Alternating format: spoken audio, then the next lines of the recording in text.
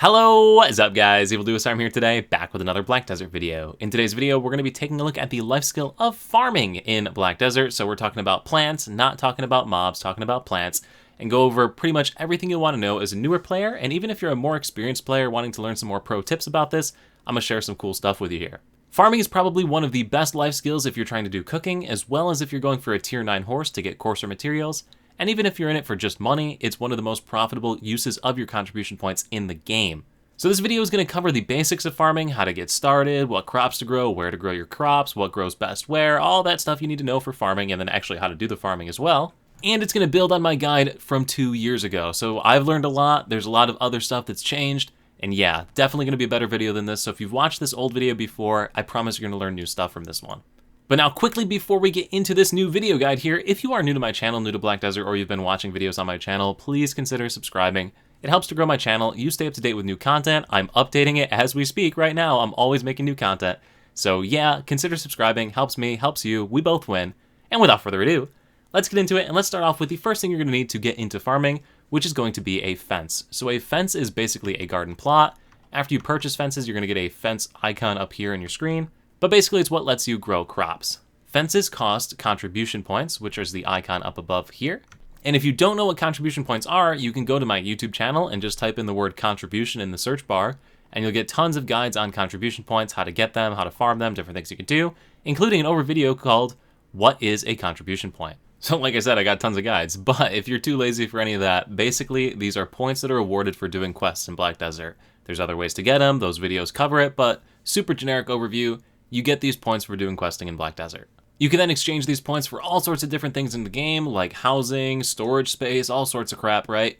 In this case, we're going to use it to buy fences. So a fence will cost you up to 10 contribution points each, and you are allowed to have 10 fences, which means you will need a total of 100 contribution points if you'd like a full farm. Do note that there are different fences with different values ranging from 0 all the way up to 10 contribution points. You can mix and match these and create a min-maxed sort of system for the most amount of slots in your garden for the least amount of contribution points. I'm not going to get into that. You can Google charts, people have made tables, there's Reddit posts. For simplicity, I'm assuming you're watching this video because you actually want to do farming and you're going to be pumping in 10 slots at 10 contribution points each for 100 slots and a total of 100 contribution points. And in order to do that, you're going to need to buy a fence from an NPC here in Heidel. The NPC you need to interact with in Heidel is located up here in the city, right on this upper little ledge here, and the NPC's name is Flaviano. So he's on the other side of this little fountain here. If you talk to him while you have at least 10 contribution points available, so you can see right here I have 10 contribution points, if you interact with him and click on the chat option, you will see the option to rent a strong fence. Go ahead and hit confirm on that, and in your inventory you will now have a strong fence. This is the 10 slot fence that you can use. You can buy up to 10 of these once again for a total of 100 slots. When you are done with farming, or if you decide you're done with farming or you want your contribution points back, you return this fence back to the NPC by the same function, chat, and then return strong fence. It needs to be in your inventory. So yeah, buy as many fences as you're going to buy for this. Once again, I'm assuming you're buying 10 of these because you're making a real farm. So now that we got our garden plots sorted, let's figure out what we're going to grow. You got a couple of different schools of thought here, and I'll run you through them real quick. First off is farming in order to support cooking or alchemy. So like if you need your peppers or onions for cooking, or if you need your mushrooms for alchemy, or if you're doing like the citron box, you want to grow citron fruit, all different things that support those sort of activities. The second option is farming for dream horse fodder. So if you're going for a tier 9 horse, you can get these stonetail fodders from farming, which are really easy to obtain, and it'll help you to push your horse to those dream tier horses even better. The third and final option is if you're just farming for money and you want to hammer out as many high valued things as you possibly can. This generally is basically the same as doing the stonetail horse fodder farming items. You'll just pick different crops because you have no care in the world for what you get out of them besides those stonetail fodders. I'll cover all that in a little bit. I know I'm saying a lot of words, but basically you're going to decide what you're going to do here. Are you supporting cooking, supporting finances, or going for your tier 9 dream horse? That's kind of what you need to decide here. So overview out of the way there, let's get into a bit more details about the seeds and how this all works, and then you can decide, all right? So let's start off with like getting seeds themselves to start growing crops. There's a couple of different ways to obtain them. The easiest way is if you go to the central market and you just type in whatever you're trying to grow. I guess we'll just use barley as an example here. Type in whatever you're trying to grow. You will see that there are seed options available here.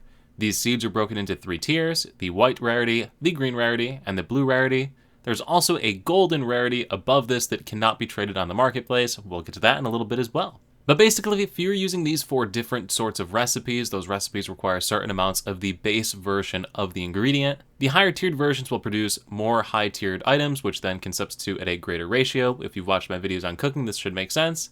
If not, the TLDR here is that basically higher tiered stuff means you have to use less of it in a recipe. Now, if you're trying to figure out recipes, you can use a website like Videolytics, go to the cooking tab, click on market cooking, and we can go to a recipe like pickled vegetables here.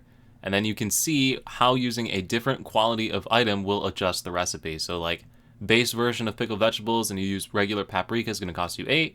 If you use high quality paprika, you only need 2.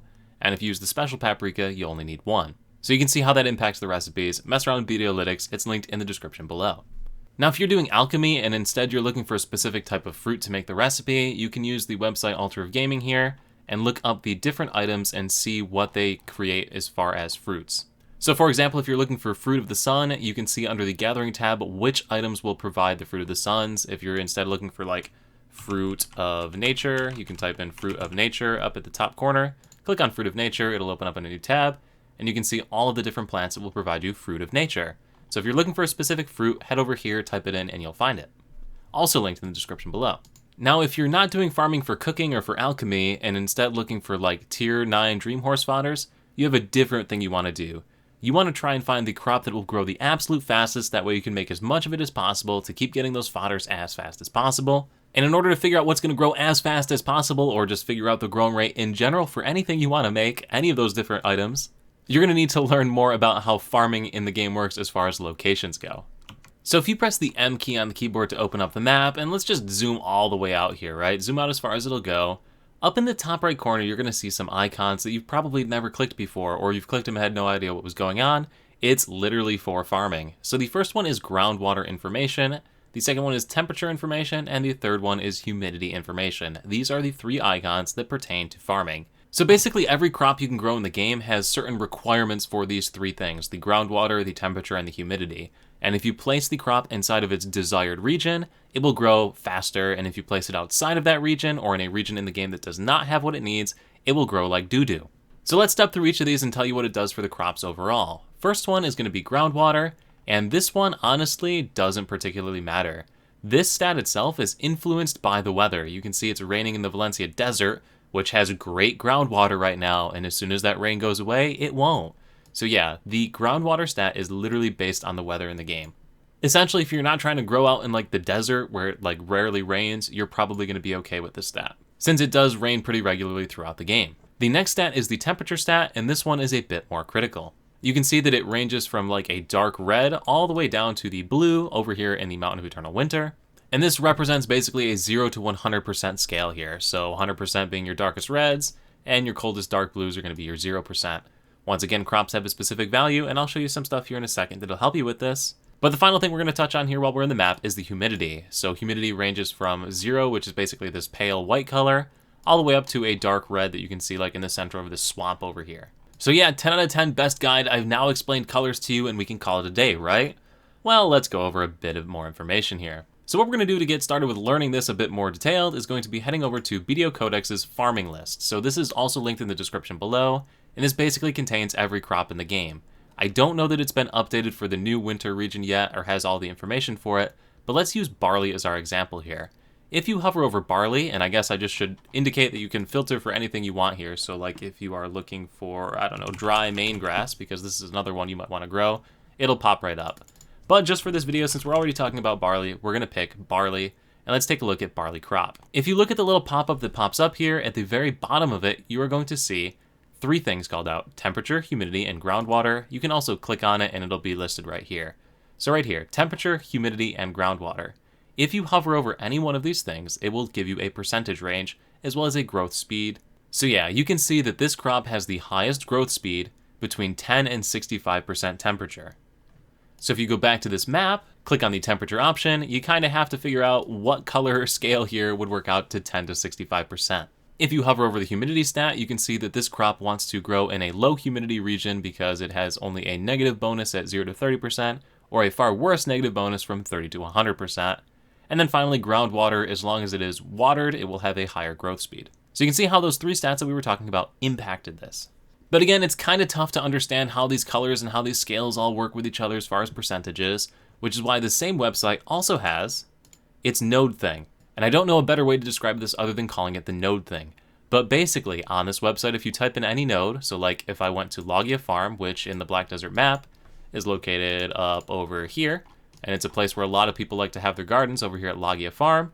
So this node right here in the game has the following stats. So its temperature is at 45, humidity is at 38, and groundwater is at 55. So those are the base stats for groundwater, because once again, rain will impact that. But base stats, 45 and 38 for humidity. If we go back to the barley crop, we can see that it is pretty much right on what it wants. A little bit high in the humidity, but overall, pretty much what this plant wants. So if you're trying to figure out where you want to grow your plant, you can use that kind of like as your base and thumb around using these maps here and try and find a region that looks like it might be okay, and then just confirm it by checking the actual node name here. So just as another example here, say you wanted to grow something at the Asula Highland, right? If we go back over here, go to the search tab and type in Asula Highland, you will see the node. If you click on the node, it will have the temperature and humidity conditions here as well. Now this is a lot of effort to min-max here and get the fastest growth time, but the reason you want to do this is because it can substantially impact the overall growth time of a crop. So you can see the percentages are pretty close here for barley, but if instead we go back to that plant list here, and we do something like corn, if we go to the corn crop seed here, you can see that being in the wrong temperature either doubles the time or even triples the time it will take in order to complete the crop. So before you decide what crop you want to grow and where you want to grow it, you really should at least take a quick look at this to make sure you're going to be at an okay farming time.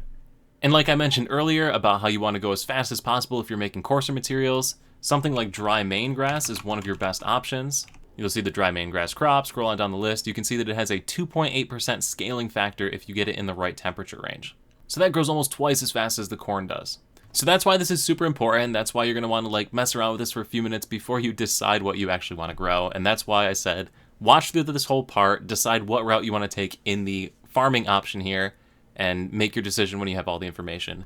So you now have all the information here that you need to decide where you want to grow your crops and what crops you want to grow. So let's move on now and actually like do some farming. And for me, my farm is located out here in the Mountain of Eternal Winter, so I will ride my horse out there and meet you there. So when you get to the spot you've decided on where you want to farm, you're going to need to find some flat land that is away from a road. So there's this nice little field north of Isleton right here that I can place down my plots.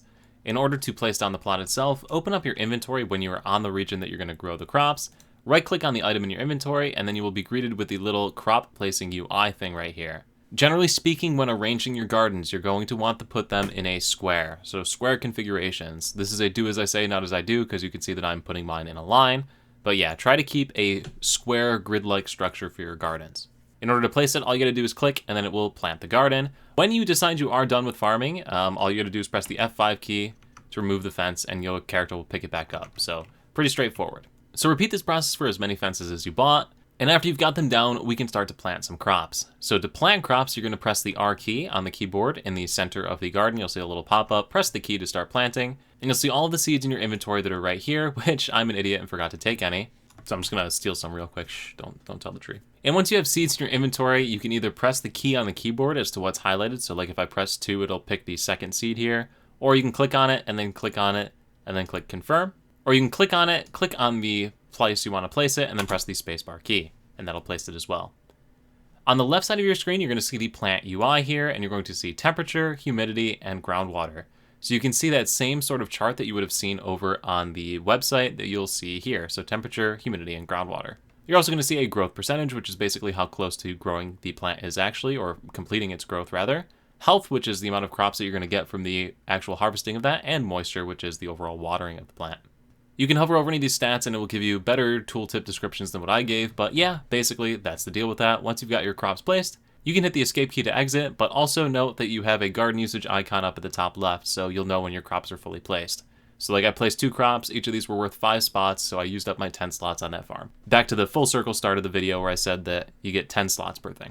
Now if you look at these seeds, you can see that it has a growth time. You can improve this growth time by using an item called fertilizer.